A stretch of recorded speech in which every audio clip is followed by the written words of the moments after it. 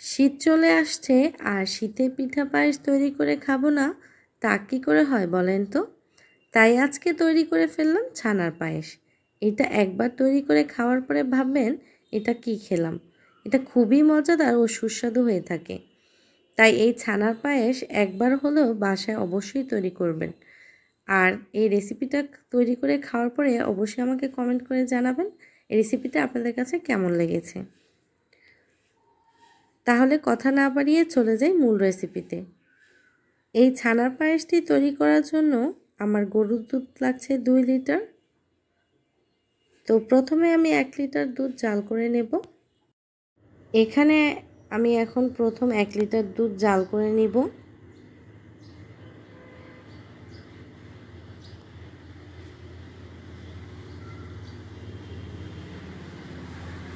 দুধটা এখন আমি জাল করে নিচ্ছি।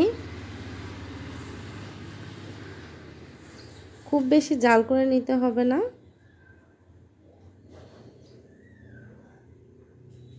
দুধটা জাল করে নেওয়া হয়ে গেলে আমি গ্যাসের চুলাটা বন্ধ করে দিব।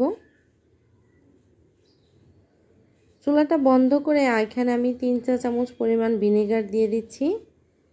ভিনেগারটা দেওয়ার সাথে সাথে দেখতে পাচ্ছেন ছানাটা তৈরি হয়ে গেছে। এভাবে করে আমরা ছানাটা তৈরি করে নেব। প্রথমে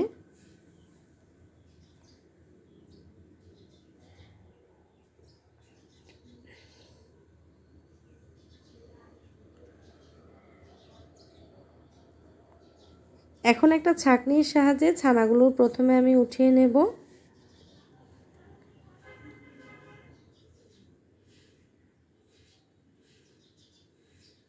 ছানাটা আমি উঠিয়ে নিচ্ছি। এরপর ঠান্ডা পানি দিয়ে ছানাটা খুব ভালোভাবে আমি ধুয়ে নেব। আমি ছানাটা ধুয়ে নিচ্ছি। ছানাটা ধোয়া হয়ে গেলে একটি সুতির কাপড় দিয়ে পেঁচিয়ে রাখতে হবে যাতে করে এর মধ্যে থাকা পানিগুলো খুব ভালোভাবে ঝরে যায়। এখন এখানে আমি কিছু পেস্তা বাদাম নিয়েছি। বাদামগুলো প্রথমে আমি 10 মিনিট ফুটন্ত গরম পানিতে ভিজিয়ে রাখবো। এতে করে খুব সহজেই বাদামের খোসাগুলো ছাড়িয়ে নেওয়া যাবে। দেখতে পাচ্ছেন আমি এটা কিভাবে করেছি। বাদামের খোসাগুলো ছাড়ানো হয়ে গেলে একটা ছুরির সাহায্যে এটাকে আমি কুচি কুচি করে কেটে নেব। দেখতে পাচ্ছেন এটা আমি কিভাবে কেটে নিচ্ছি। এটা কুচি কুচি করে কাটা হয়ে গেলে একটা সাইডে এটা আমি রেখে দেব। এখন আরেকটি প্যানে আমি 1 লিটার দুধ জাল করে নেব। এটা জাল করে প্রায় 1 লিটার দুধকে আমি 400 ml এর মতো বানিয়ে নেব। দুধটা আমি প্রথমে খুব ভালোভাবে জাল করে নিচ্ছি।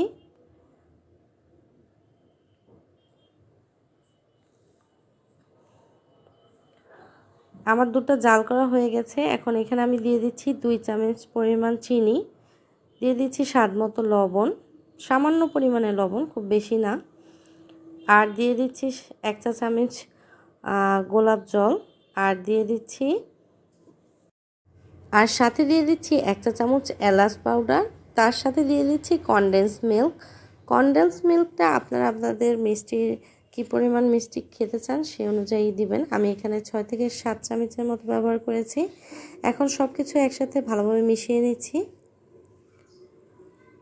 ভালোভাবে মেশানো হয়ে গেলে আমি আগে যে ছানাটা বানিয়ে রেখেছিলাম এবং যেটা পানি ঝরিয়ে রেখেছিলাম সেই ছানাটা এখানে দিয়ে দিচ্ছি। আর দিয়ে দিচ্ছি পেস্তা বাদাম কুচি। পেস্তা বাদাম কুচি দেওয়ার পরে এটা আমি 10 মিনিট আর জাল করে নেব। এটা যখন ঘনত্ব চলে আসবে তখন এটা আমি চুলা থেকে নামিয়ে নেব। চুলা থেকে নামিয়ে নেওয়ার পরে এটা আমি 3 থেকে 4 ঘন্টা ফ্রিজে রেখে এটা ঠান্ডা করে নেব।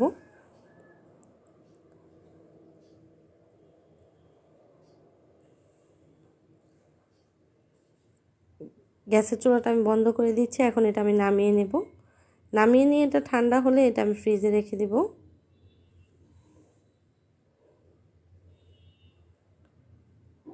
এটা খুব বেশি ঘন করা যাবে না, তাহলে যখন ফ্রিজে রাখবেন তখন দেখবেন যেটা আরও ঘনত্ব চলে আসছে। তাই এই পর্যায়ে নামিয়ে নেব।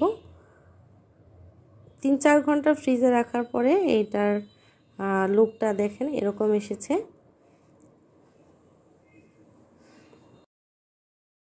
দর্শক, আজকে আমার রেসিপিটি আপনাদের কাছে কেমন লাগলো অবশ্যই কমেন্ট করে জানাবেন। ভালো লাগলে লাইক শেয়ার করবেন। আর এরকম সহজ রেসিপি পেতে আমার পেজটি ফলো দিয়ে রাখতে পারেন। আজকের মতো বিদায় নিচ্ছি। সবাই ভালো থাকবেন, সুস্থ থাকবেন। আর আমার জন্য বেশি বেশি করে দোয়া করবেন, আমি যেন এরকম ভালো ভালো রেসিপি আপনাদের সাথে সবসময় শেয়ার করতে পারি। আজকের মতো বিদায় নিচ্ছি। সবাই ভালো থাকবেন। আল্লাহ হাফেজ।